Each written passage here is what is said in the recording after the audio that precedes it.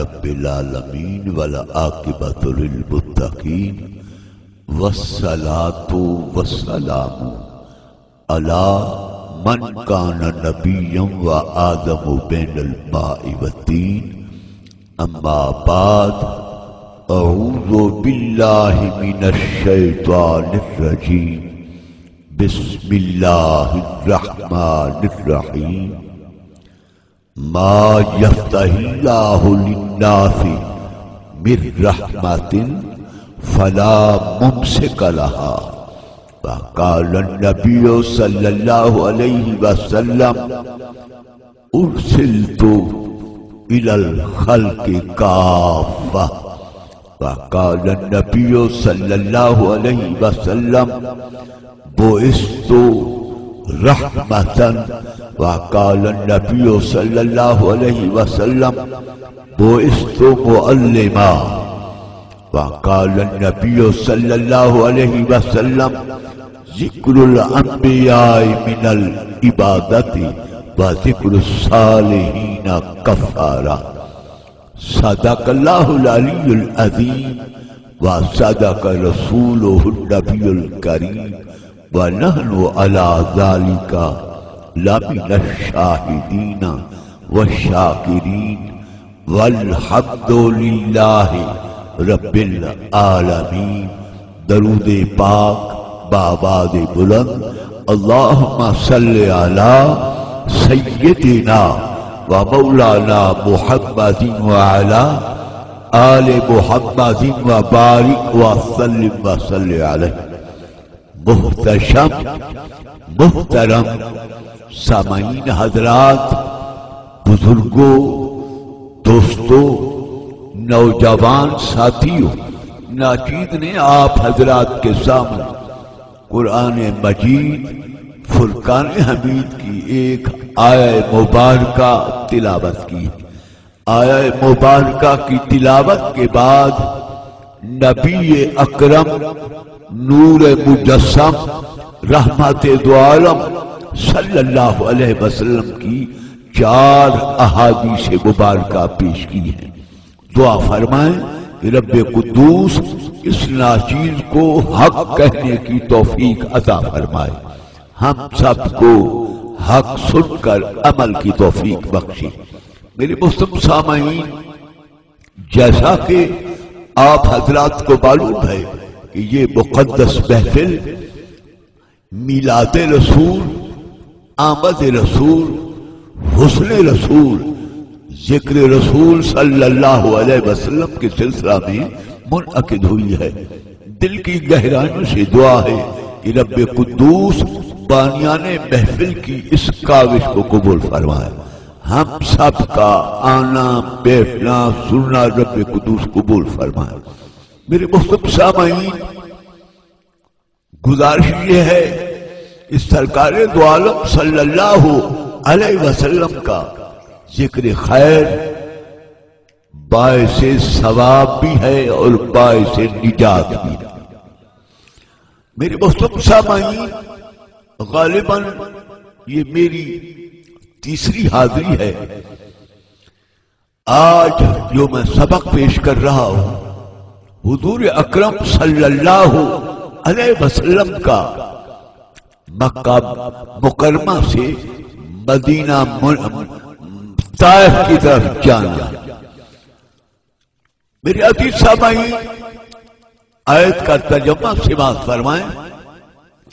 رب قدوس فرماتے ہیں ما یفتح اللہ للناس من رحمت فلا ممسک لہا۔ رب قدوس فرماتے ہیں میری رحمت جس پر برس جائے روکنے والا کوئی نہیں۔ تو میرے عزیز سامعین، حضور اکرم صلی اللہ علیہ وسلم کی ولادت کے بعد، شہادت کے بعد،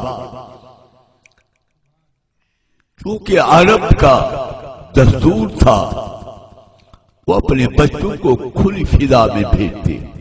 مکہ مکرمہ کہ یہ پہاڑی علاقہ تھا، پہاڑوں کا یہاں سلسلہ تھا، تو کھلی فضا کے لیے طائف شریف ٹھنڈا علاقہ، اس میں بچوں کو بھیجتے، وہاں سے دائیں آتی بچوں کو لے جاتی، پرورش کرتی، پھر پہنچا جاتی۔ تو اما حلیمہ سعدیہ رضی اللہ تعالی عنہ فرماتی ہیں جس سال سرکار دو عالم صلی اللہ علیہ وسلم جلوہ آرا ہوئے تو ہم معاشی طور پہ ذرا کچھ کمزور سے، دایاں جب جانے لگی مکہ مکرمہ کی طرف تو ہمارا بھی ارادہ بن گیا۔ میاں بی بی نے مشورہ کیا کوئی بچہ لے آئیں گے، اس کو پالیں گے، انعام اکرام ملے گا، گھر کی گزران ہوگی۔ فرماتی ہم نے سواری تیار کی، تیار ہو کر دیگر دائیوں کے ہمراہ ہم طائف سے مکہ مکرمہ کی طرف روانہ ہوئے۔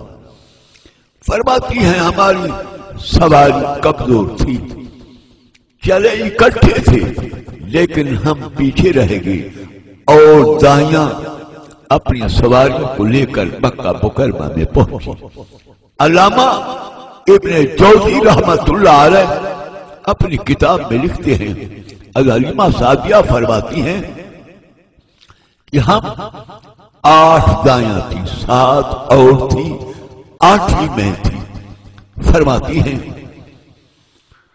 ہم جب مکہ مکرمہ میں داخل ہوئے اور دائیاں بچوں کو لے کر مکہ مکرمہ سے نکل رہی تھی، ہم مکہ مکرمہ میں داخل ہو رہی تھی۔ فرماتی ہیں ہر دروازے پر ہم گئیں لیکن جواب یہی ملا، حلیمہ بچہ تو تھا، دائیاں لے گئی۔ فرماتی ہیں ہم مایوس ہو کر ایک جگہ پر بیٹھی کہ اب گھر کی طرف چلیں۔ ان 8 میں زیادہ غریب تھی، میرے منہ پر پریشانی کے آثار نمایاں تھے۔ فرماتی ہیں ہم جب نکلنے لگی، علامہ ابن جوزی رحمت اللہ لکھتے ہیں، حلیمہ سعدیہ فرماتی ہیں ہم جب مکے سے روانہ ہونے لگی تو ہم نے گلی وہ استعمال کی جس گلی میں اللہ تعالیٰ کے محبوب کا گھر تھا۔ فرماتی ہیں کہ آپ کے دادا جان حضرت سیدنا عبد المطلب رضی اللہ تعالیٰ عنہ وہ بھی دروازے سے باہر گلی میں کھڑے تھے۔ اب گزر رہی تھی، آخر میں تھی، ساتھ گزری تو آپ نے کسی کو کچھ نہ کہا۔ جب میرا گزرنا ہوا آپ نے مجھے فرمایا حلیمہ کیا بات ہے، تم پریشان کیوں ہو؟ فرماتی میری آنکھوں سے آنسو آ گئے، میں نے کہا جو خواہش لے کر میں طائف سے مکہ مکرمہ آئی تھی وہ پوری نہیں، بچہ نہیں ملا، اس لیے میں پریشان جا رہی ہوں۔ تو نبی کے دادا جان نے فرمایا حلیمہ آؤ، میرے گھر میں بھی ایک لال پیدا ہوا ہے، دیکھو اگر پسند آ جائے تو اس کو لے جاؤ۔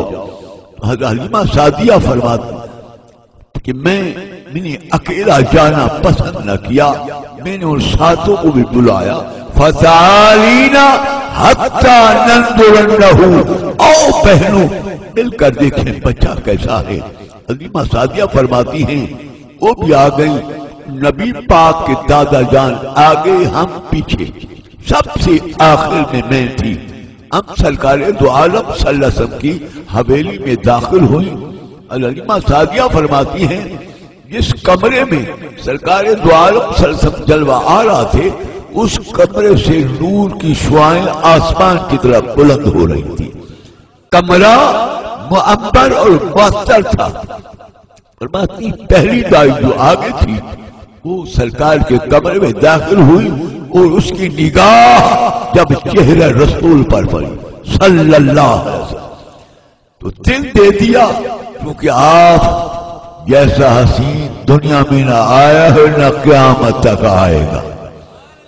دل دے دیا، فوراً آپ کو اٹھا لیا، اٹھانے کے بعد گود میں لیا۔ آپ جب پہلی دائی کی گود میں تشریف لائے تو اپنی رحمت والی آنکھوں کو نہ کھولا، اس نے دودھ پیش کیا۔ فأعرض عنها، سرکار نے اس کے دودھ سے منہ کو پھیر لیا.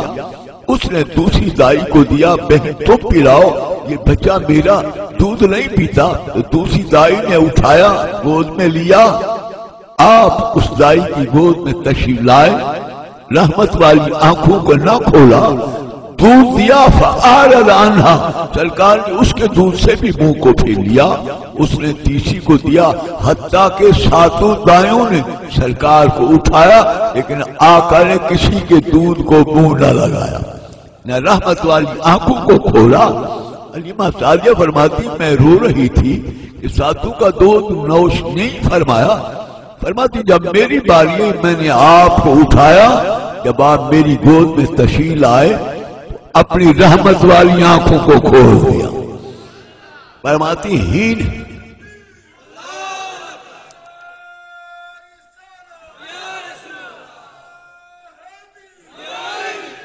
فرماتی ہین رآنی فتبسم، جب سرکار نے میرے منہ مبارک منہ کو دیکھا تو اب آپ نے تبسم فرمایا. اس تبسم کی عادت میں لاکھوں سلام. فرماتی میں نے دودھ دہنی جانب پیش کی تو آپ نے پینا شروع فرما دیا. جب دہنی جانب ختم ہوئی تو میں نے بائیں پیش کی. وَأَعْرَضَ عَنْهَا، سرکار نے بائیں جانب سے منہ کو پھیرا اور میری طرف دیکھا. میں نے آپ کو دیکھا تو اشارہ یہ تھا، اما حلیمہ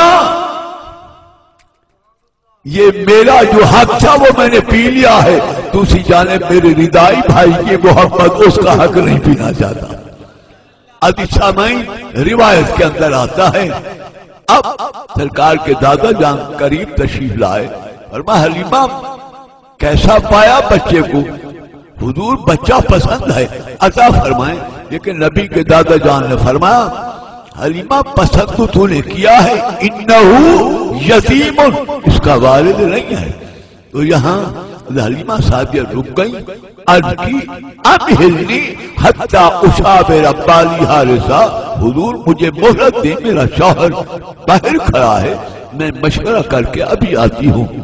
فرماتی جب میں باہر آئی میرا شوہر مجھے آتے دیکھ کر قریب پوچھا حلیمہ بچہ کیسا ہے؟ میں نے روتے ہوئے کہا حارث بڑے بڑے حسین دیکھے لیکن ایسا حسین میری آنکھ نے آج تک نہیں دیکھا. اس نے کہا پھر اٹھایا کیوں؟ بات یہ ہے میں نے اس لیے اٹھایا کہ بچہ تو حسین ہے لیکن یتیم ہے، والد نہیں ہے. حارث بھی سر جھکایا اور ٹھنڈا سانس نکل گیا، سر اٹھایا اور کہا حلیمہ میرا خیال یہ خالی جانے سے بہتر اسی یتیم کو ہی لے جائے. قرآن میں اللہ فرماتا ہے ما یفتح اللہ للناس بالرحمت فلا ممسک لها، میری رحمت جس پر برس جائے اس کو روکنے والا کوئی نہیں.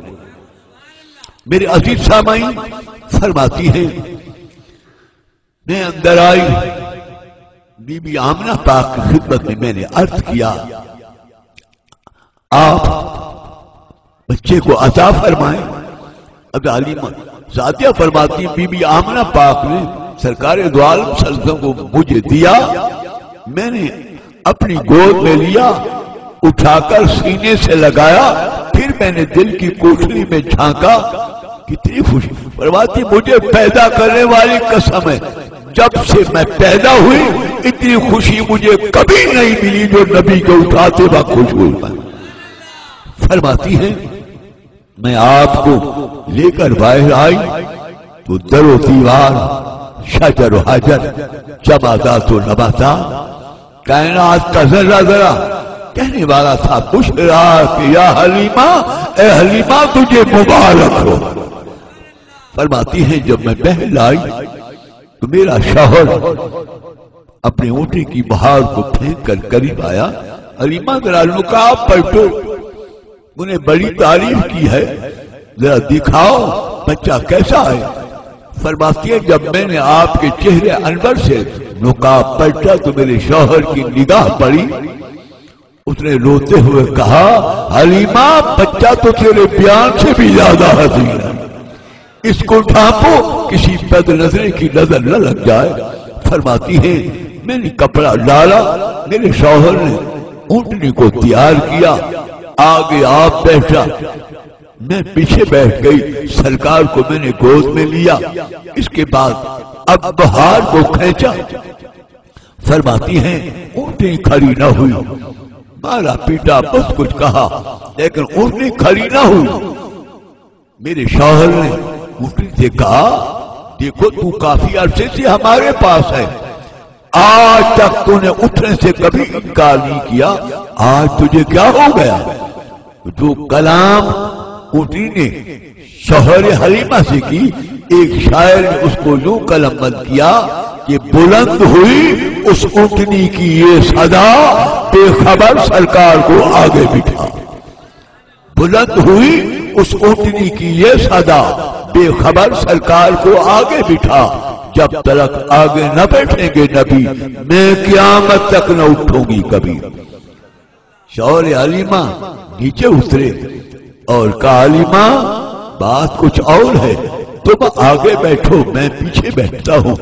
چنانچہ حلیمہ سعدیہ رضی اللہ تعالی عنہا آگے بیٹھی حضور کو گود میں لیا، گھر والا آپ کا پیچھے بیٹھا۔ حلیمہ سعدیہ فرماتے ہیں جب میں بیٹھی تو میں نے بہار کو پکڑا تو اونٹنی میں کرنٹ پیدا ہو گیا، فوراً کھڑی ہو گئی۔ فرماتی ہیں جب آئے تھی مکے کے کسی فرد نے پانی تک نہ پوچھا، لیکن جب حضور کو ہم لے کر مکے سے نکلنے لگے تو سب سے پہلا استقبال کعبۃ اللہ نے فرمایا۔ آواز آئی الصلاۃ والسلام علیک یا رسول اللہ وسلم علیک یا حبیب اللہ۔ فرماتی ہیں اب جب بہر نکلی تو راستے میں دائیں بائیں جو پہاڑ، درخت، چرندے، پرندے سب آپ کی ذات پر درود و سلام کے گجرے پیش کرتے گئے، اور فرماتی میری اونٹنی کی رفتار تیز ہو گئی۔ فرماتی وہ دایاں جو مجھ سے پہلے جا چکی تھی، میری اونٹنی ان کے قریب ہو گئی، انہوں نے دیکھا کہ حلیمہ تو آ گئی۔ فرماتی ہیں میری اونٹنی ان سے بھی بڑھنے لگی، تو پھر ان دائیوں نے جو سواریوں پہ سوار تھی کہا حلیمہ رک جاؤ، بات تو سنو۔ فرماتی میں نے بڑی کوشش کی، بہت طاقت لگائی، لیکن اونٹنی میرے قابو سے بہر ہو گئی۔ جب آگے بڑھی تو دائیوں نے کہا حلیمہ ہمیں پتا ہے تیری وہ سواری نہیں جس پر تو آئی تھی، تیری سواری تبدیل ہے۔ لیکن بی بی حلیمہ نے فرمایا بہنوں سواری تبدیل نہیں، سوار تبدیل ہے۔ فرماتی ہیں ہم گھر پہنچ گئے، وہ گھر جو فقر و فاقہ کا مرکز تھا، غربت، افلاس، بکریاں تھیں، ان کے تھنوں میں دودھ بہت کم تھا، دودھ تھوڑا تھا، بچے روتے رہتے، رو رو کر سو جاتے۔ لیکن سرکار دو عالم صلی اللہ علیہ وسلم جب جلوہ آرا ہوئے، فرماتی اللہ کی رحمت کی ایسی برسات ہوئی کہ بکریوں نے اتنا دودھ دیا، خود بھی پیتے، بچوں کو پلاتے، گھر کے برتن بھی بھرتے اور ہمسایوں بھی تقسیم کرتے۔ ایک رات ہمسایاں میرے گھر میں آئیں، میں نے ان سے پوچھا کہ بہنوں کیسے آنا ہوا؟ انہوں نے کہا حلیمہ سچ بتا تیری بکریاں کون سے جنگل میں چرتی ہیں، اتنا دودھ ہے، خود بھی پیتی ہے، بچوں کو پلاتی ہے، گھر کے برتن بھی بھرتی ہے، ہمیں بھی دیتی ہے۔ ہم پوچھنے آئی ہیں، ہم صبح اپنا ریوڑ تیری ریوڑ کے ساتھ لے جائیں گے تاکہ جیسے تیرا دودھ زیادہ ہوا ہے ہمارا بھی ہو۔ لیکن حلیمہ سعدیہ نے فرمایا بہنوں یہ جنگل اور گھاس کا کمال نہیں، یہ پگوڑے والے کا کمال۔ فرماتی ہیں کچھ دن گزرے، صبح کا ٹائم، دائیاں ہمسایاں میرے گھر آئے اور انہوں نے کہا حلیمہ تیرا چراغ ساری رات جلتا ہے، ہم بھی جلاتی ہیں لیکن ضرورت کے ٹائم جب ضرورت ختم ہوتی ہے ہم اپنے چراغوں کو بجھا دیتی ہیں، لیکن تیرا چراغ ساری رات جلتا ہے، تیرے پاس پیسے زیادہ ہیں، حضرت حلیمہ سعدیہ فرق جذبات سے بے قابو ہو کر روتے فرما بہنوں تم چراغ کی بات کرتی ہو، جب سے یہ محبوب آیا ہے مجھے تو چراغ جلانے کی ضرورت بھی نہیں پڑی، میری حویلی بھی نور علی نور اور میرا کمرہ بھی نور علی نور۔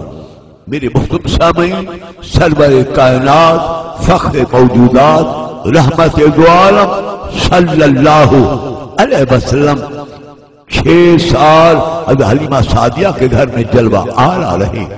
فرماتی ہیں کہ حضور اکرم صلی اللہ علیہ وسلم کو ایک رات میں نے رات 14 کی تھی، میں نے دودھ پلایا سلا دیا، لیکن میں نے دیکھا کہ چاند آ جا رہا، پریشان ہو گئی۔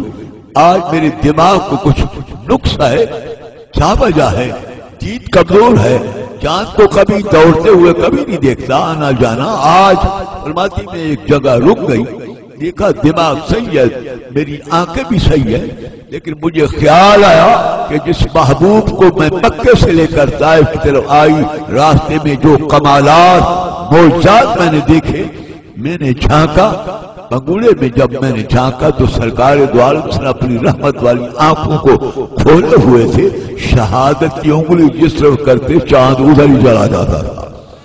تو میرے محترم سامعین، سرور کائنات فخر موجودات رحمت دو عالم صلی اللہ علیہ وسلم جب بولنے لگی، پہلی کلام اللہ اکبر اللہ کبیرا، یہ پہلا جملہ میرے آقا دو جہاں صلی اللہ علیہ وسلم نے فرمایا۔ اس کے بعد آپ جب چلنے پھرنے لگے، حلیمہ سعدیہ فرماتی ہیں ایک دن شدید گرمی تھی، میں کسی کام میں مشغول تھی، لیکن سرکار دو عالم سے اپنے رضائی بھائی کے ہمراہ بکریوں کے ساتھ جنگل میں چلے گئے۔ فرماتی ہیں میں نے جب فارغ ہوئی کام سے، میں نے تلاش کیا، آپ نہ ملے، میں پریشان ہو گئی کہ بنو ہاشم کو میں کیا جواب دوں گی۔ فرماتی ہیں میں اب جب اپنے بکریوں کی جگہ پر آئی تو دیکھا آپ کے نورانی پاؤں کے نشان موجود تھے، میں نے چاہا اور سمجھا میں کہ آپ رضائی بھائی کے ہمراہ چلے گئے ہیں، شدید گرمی تھی، لو تھی۔ فرماتی میں نے دیکھا ایک درخت کے نیچے آپ بھی آرام فرما ہیں اور بکریاں بھی بیٹھی ہیں۔ میں نے اپنے بیٹے کو بڑے سخت جملے میں توبیخ کی اور کہا بیٹا یہ تو نے کیا کیا، اتنی شدید گرمی میں تو اپنے رضائی بھائی کو ساتھ لے آیا معصوم بچے کو۔ تو میرے بیٹے نے روتے ہوئے کہا ماں ٹھیک ہے گرمی ضرور تھی، لیکن جب ہم گھر سے نکلے ہیں ایک بادل کا ٹکڑا آ گیا، بکریاں بھی سائے میں اور ہم بھی سائے میں، ہمیں دھوپ لگی رہی ہے۔ میرے محترم سامعین، سرکار دو عالم صلی اللہ علیہ وسلم 6 سال تک اب حلیمہ سعدیہ رضی اللہ تعالی عنہا کے گھر کو رونق بخشی، اور اس کے بعد آپ کو آپ کی والدہ ماجدہ طیبہ طاہرہ سیدہ آمنہ رضی اللہ تعالی عنہا کے ہاں پہنچایا گیا۔ میرے عزیز صاحب ایک بات اور بھی عرض کر دوں، ہمارے کئی احباب ایسے بھی ہیں جو حضور صلی اللہ علیہ وسلم کے والدین کو مسلمان نہیں سمجھتے، لیکن میرے دوستو قرآن کہتا ہے وَتَقَلُّبَكَ فِي السَّاجِدِينَ، اے میرا محبوب میں نے تیرے نور کو ان پیشانیوں میں رکھا جنہوں نے میرے بغیر کسی کو سجدہ نہیں کیا۔ میری عزیز سامعین، 6 سال کے بعد آپ کو پہنچایا گیا اور بی بی حلیمہ حضرت آمنہ پاک 6 مہینے کے بعد آپ نے وصال فرمایا۔ پھر آپ کی کفالت آپ کے دادا جان حضرت سیدنا عبد المطلب رضی اللہ تعالی عنہ نے فرمائی۔ کچھ بعد ان کا بھی انتقال ہوا، پھر آپ کی کفالت آپ کے چچا ابو طالب صاحب نے فرمائی۔ 25 سال کی ظاہری عمر میں میرے آقا کا پہلا نکاح خاتون اول حضرت خدیجہ الکبریٰ رضی اللہ تعالی عنہا سے ہوا۔ پھر آپ کی جب ظاہری عمر 40 سال کے قریب ہوئی تو آپ نے اعلان نبوت فرما۔ ابھی اعلان نبوت نہیں فرما، حضرت سیدنا صدیق اکبر رضی اللہ تعالیٰ عنہ جن کا نام عبداللہ ابو بکر کنیت، صدیق آپ کا لقب ہے۔ فرماتے ہیں میں تجارت کی غرض سے شام میں تھا۔ میرے عزیز سامعین یہ بھی عرض کر دوں کہ تجارت عبادت ہے اگر یہ صحیح معنی میں ہو۔ میرے نبی نے فرمایا التاجر الصدوق یحشر مع الانبیاء یوم القیامہ، سچا تاجر، ایماندار تاجر، صحیح بولنے والا، صحیح تولنے والا قیامت کے دن نبیوں کے ساتھ ہوا۔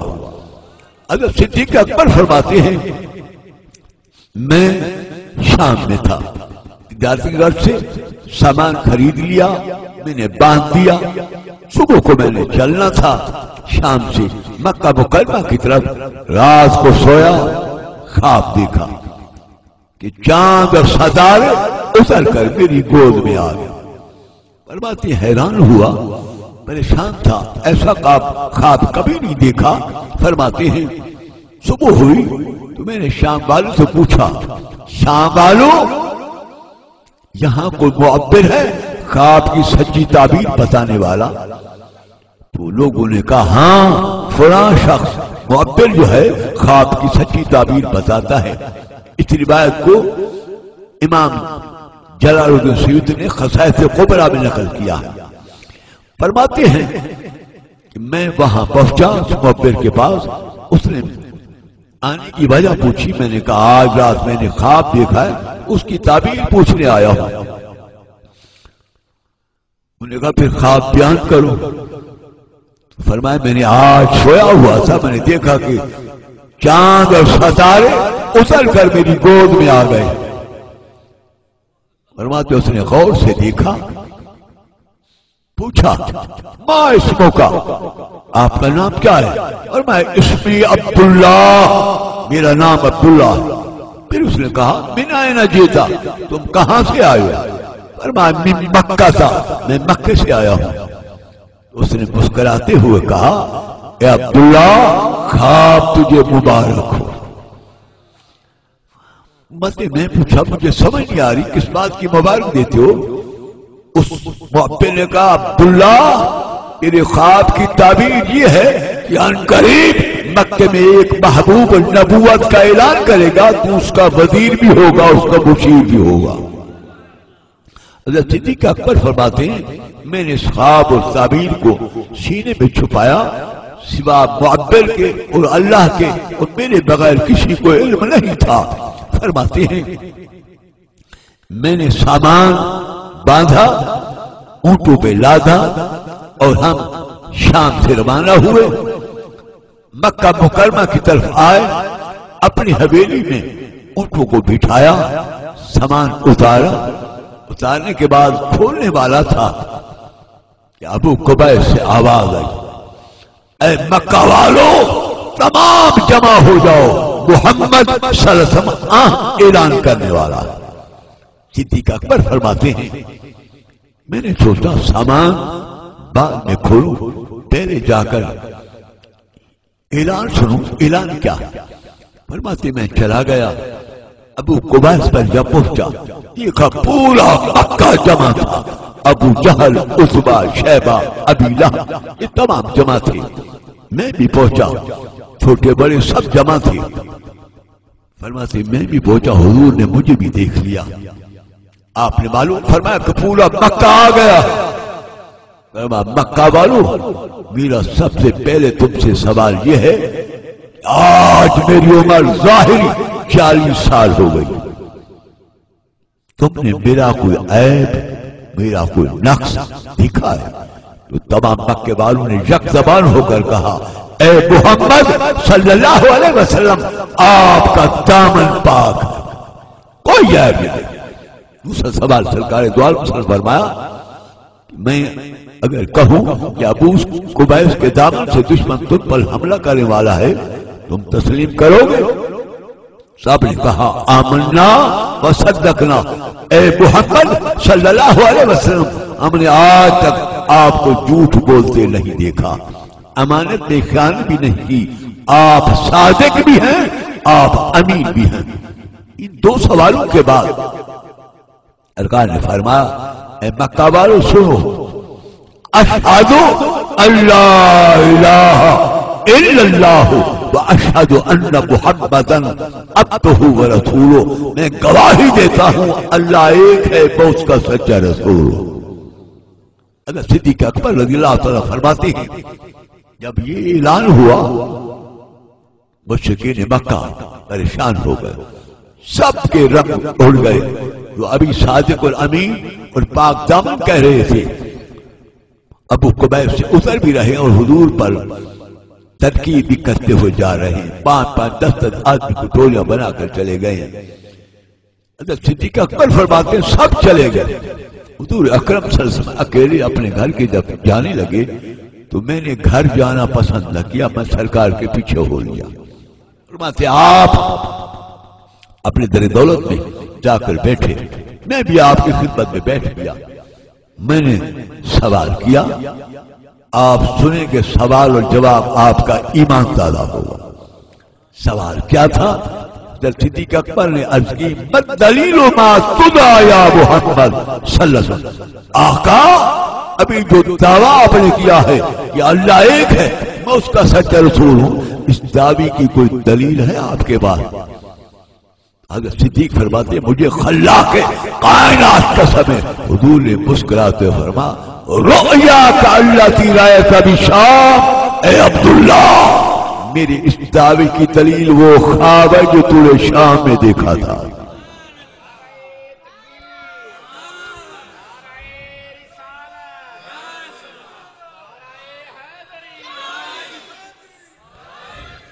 عزیزہ میں اس کے بعد حضرت صدیق فرماتے میں کھڑا ہوا، حضور کی پیشانی کو بوسہ دیا، فوراً پڑھا اشہد ان لا الہ الا اللہ واشہد ان محمدا عبدہ رسولہ، کلمہ پڑھ کے میں مسلمان ہو گیا۔ تو میرے مسلم سامعین، سب سے پہلے مردوں میں حضرت سیدنا صدیق اکبر اسلام قبول فرمایا، اور غلاموں میں حضرت زید بن حارثہ نے رضی اللہ تعالیٰ عنہ، اور مستورات میں حضرت خدیجہ الکبریٰ رضی اللہ تعالیٰ عنہ، اور بچوں میں امام المشارق والمغارب سیدنا علی ابن ابی طالب کرم اللہ وجہہ نے اسلام قبول کیا۔ اسی طرح فردن فردن اسلام غلاموں نے قبول کیا، ایک کم 40 ہو گئے۔ تو پھر 2 جلسے ہوئے، ایک جلسہ اسلام کا 39 غلاموں میں بیٹھ کر میرے آقا نے صدارت فرمائی، اور ایک جلسہ کفر کا جس کی صدارت دارالندوا میں ابو جہل نے کی۔ ابو جہل کھڑا ہوا، اے دارالندوا والو دیکھو، ایک تھا 39 ہو گئے، تعداد ان کی بڑھ رہی ہے، اس کا تدارک کرو۔ جب تک یہ نبوت کا چراغ جلتا رہا مذہب بھی مٹ جائے گا، تمہارے خدا بھی ختم ہو جائیں گے، کیونکہ مشرکین مکہ کے 360 خدا تھے، مسلمانوں کا ایک خدا تھا۔ اب جب یہ اعلان ابو جہل نے کیا، یہ کھڑا ہوا، میرا مشورہ ہے آپ کو ملک بدل کر دیا جائے، دوسرا کھڑا ہوا اندھے کنویں میں ڈال دیا جائے، تیسرا کھڑا ہوا اس چراغ کو بجھا دیا جائے۔ مختلف خیالات تھے، بالآخر اتفاق اس بات پر ہوا کہ آپ کو نعوذ باللہ شہید کر دیا جائے۔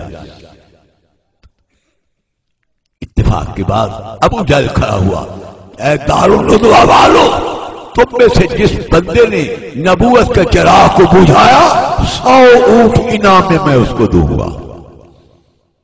کون کھڑے ہوئے؟ اے عمر تیری عظمت کو سارا مراد رسول ہے۔ اللہ اکبر، آپ کھڑے ہوئے، آپ کی 36 سال کی جوانی کی عمر تھی، آنکھیں سرخ تھی، آپ بہترین پہلوان بھی تھے اور تلوار نیزے کے باہر بھی تھے، بہترین خطیب بھی تھے۔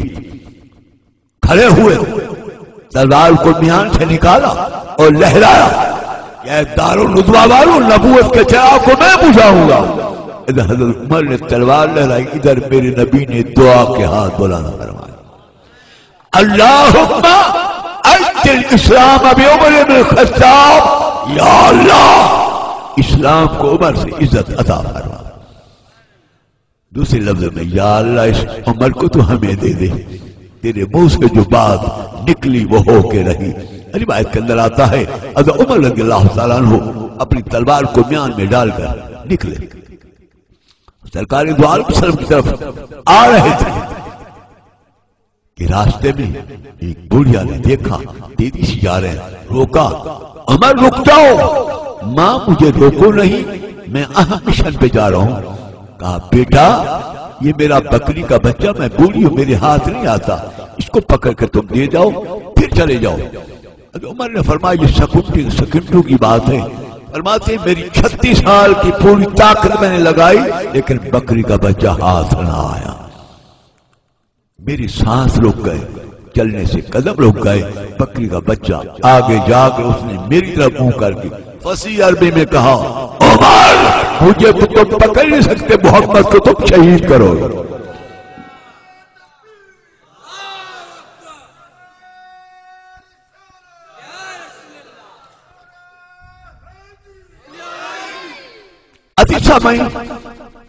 حضرت عمر رضی اللہ تعالیٰ حیران ہو گئے، فرمانے لگے پہلے تو انسان بات کرتے تھے، آج جانور بھی بولنے لگ گئے، لیکن 100 اونٹوں کا انعام تھا، سرخ اونٹ کی بڑی قیمت تھی، تو آپ سرکار دو عالم میں خدمت روانہ ہوئے۔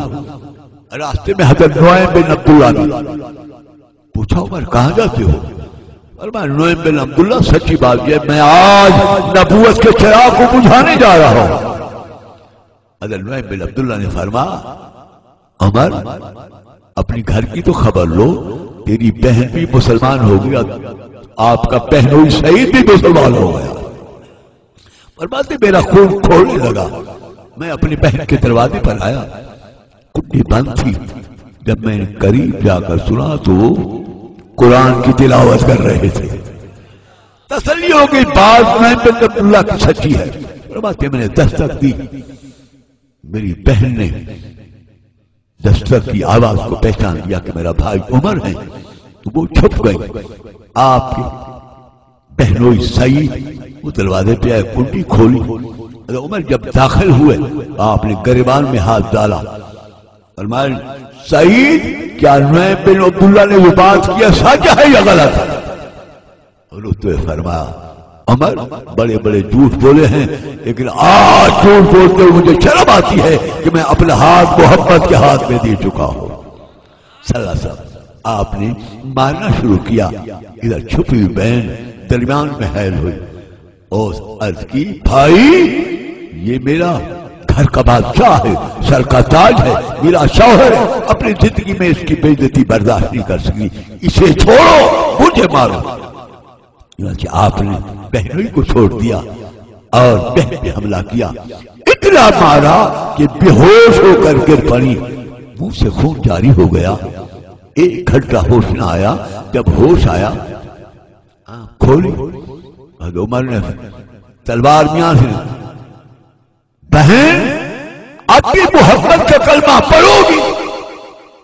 مسکراتے فرما بھائی یہ تو نے مارا ہے، اگر اپنی تلوار سے میرے جسم کے ٹکڑے کاٹتے تب بھی محمد کا کلمہ نہیں چھوڑو۔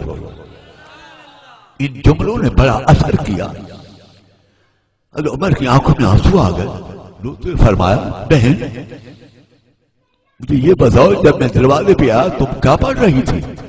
بہن کو بھی معلوم ہو گیا کہ میرے بھائی کے دل میں اسلام کا چراغ جل گیا، اور ماں بھائی پہلے میرے محبوب کی خدمت میں جاؤ، اسلام قبول کرو، پھر آؤ جو پڑھ رہی تھی وہ سناؤ۔ حضرت عمر رضی اللہ تعالیٰ عنہ بارگاہ رسول مقبول صلی اللہ علیہ وسلم میں روانہ ہوئے، حجرے کے باہر حضرت امیر حمزہ رضی اللہ تعالیٰ عنہ کھڑے تھے، انہیں آتے ہوئے دیکھا، آنکھیں سرخ ہیں، تلوار ہاتھ میں آئی، بڑے سخت لہجے میں فرما عمر اگر اچھے ارادے سے آتی ہو ورنہ تمہاری تلوار سے میں تمہاری گردن اڑا دوں گا۔ میرے آقا نے جب ان جملوں کو سنا فرمایا امیر حمزہ رک جاؤ، عمر کو کچھ نہ کہو، حضور اس کی تحویر اچھے معلوم نہیں ہوتے، فرمایا ٹھیک ہے بات تیری سچی ہے لیکن آیا تو ہمیں شہید کر دے، آج آپ شہید ہو کر جائے گا۔ لہذا عمر رضی اللہ تعالیٰ عنہ تشریف لے گئے، بارگاہ رسول میں پہنچے تو میرے آقا نے اسلام پیش کیا، فوراً پڑھا اشہد ان لا الہ الا اللہ واشہد ان محمدا عبدہ ورسولہ، کلمہ پڑھ کے مسلمان ہو گئے۔ 40 کا عدد پورا ہو گیا۔ روایت کے اندر آتا ہے نعرہ تکبیر بلند ہوا، خوشی کی انتہا نہ تھی۔ حضور اکرم صلی اللہ علیہ وسلم زیادہ خوش تھے۔ آپ کھڑے ہوا تو میں نے پوچھا حضور کیا کرنا چاہتے ہیں؟ فرمایا عمر اللہ نے تجھے ہمیں دے دیا، میرا دل چاہتا ہے ایک دوبارہ شکرانے کا خدا کا ادا کروں۔ عرض کی اگر ایسی بات ہے تو آؤ کعبۃ اللہ میں چلیں۔ سرکار نے فرمایا عمر ابھی اب تھوڑے ہیں، وہ زیادہ ہیں، ابھی نہیں۔ آپ کھڑے ہو گئے روتے ہوئے عرض کی حضور عمر کی غیرت برداشت نہیں کرتی کہ اس عمر بھی اسلام قبول کر کے آ جائے اور ہم اکیلے ہو کر نماز میں، یہ نہیں ہو، پہلی نماز آج کعبۃ اللہ میں ادا کریں گے۔ تو میرے محترم سامعین انشاءاللہ صحت اچھی نہیں تھی لیکن دوستوں سے میرا وعدہ تھا، میں نے اپنے وعدے کو پورا کیا ہے۔ آخری گزارش کر کے میں اجازت چاہوں گا۔ حضور اکرم صلی اللہ علیہ وسلم کی اوصاف حمیدہ، کمالات، محامد، مناقب، آپ سیرت، صورت اور حسن و جمال، لطافت اور نظافت۔ حضرت ابو ہریرہ رضی اللہ تعالی عنہ بیان فرماتی ہیں کہ ہم میں سے کوئی غلام حضور سے مصافحہ کرتا، جو غلام مصافحہ کرتا اس کے ہاتھوں سے کئی دنوں تک خوشبو لگی جاتی تھی۔ ابو ہریرہ رضی اللہ تعالیٰ عنہ فرماتے ہیں ہم میں سے کوئی غلام حضور سے ملنا چاہتا، وہ کسی سے پوچھنا نہیں تھا حضور کہاں ہے، کس گھر میں، بلکہ وہ مدینے کی گلیوں کو سونگتا ہوا نبی پاک تک پہنچ جاتا تھا۔ اور ابو ہریرہ رضی اللہ تعالیٰ عنہ فرماتے ہیں کبھی کبھی سرکار دو عالم صلی اللہ علیہ وسلم عشاء کی نماز پڑھنے کے بعد مدینہ منورہ کی گلیوں میں چلتے، اب بھی آپ کے حملہ ہوتے، فرماتے آپ کے وجود اقدس سے جس میں اثر سے نور کی شعائیں نکلتی جس سے مدینے کی دیواریں روشن ہو جاتی، ہم اپنی شکلوں کو دیواروں میں دیکھ لیتے تھے۔ میرے عزیز سامعین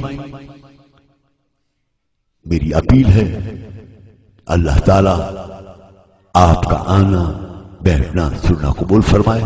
ثنا خان موجود ہیں، آپ کو خوش کریں گے۔ میری صرف حاضری مقصود تھی، میں پہلے بھی آیا ہوں، یہ میری تیسری حاضری تھی، میں نے سبق جہاں سے چھوڑا تھا وہاں سے آگے چلا ہوں۔ صحت اچھی نہیں تھی لیکن دل بدستاور کے حج اکبر بس اس کو ملحوظ رکھتے ہوئے حاضر ہوا ہوں۔ دعا ہے اللہ تعالیٰ یہ میرے ٹوٹے پھوٹے کلمات منظور و مقبول فرمائے۔ میں خطیب ادیب نہیں، میں اصل میں ایک ثنا خان حضور کا غلام ہوں۔ یہ جو کچھ آپ نے سنا ہے یہ مشائخ کی نالین کا صدقہ، اللہ والوں کی نگاہ، والدین کی دعا۔ جیسے ڈاکٹر اقبال نے فرمایا خرد کے پاس خبر کے سوا کچھ اور نہیں، تیرا علاج نظر کے سوا کچھ اور۔ دعا ہے اللہ تعالیٰ بانیان محفل کی اس کاوش کو قبول فرمائے اور ہم سب کا آنا بیٹھنا سننا جاگنا قبول فرمائے۔ میرے دوستوں تم تو خوش بخت ہو، خوش نصیبوں کے نبی کی شادی کے براتی بن کر بیٹھے ہو۔ اللہ آپ کا جاگنا قبول فرمائے۔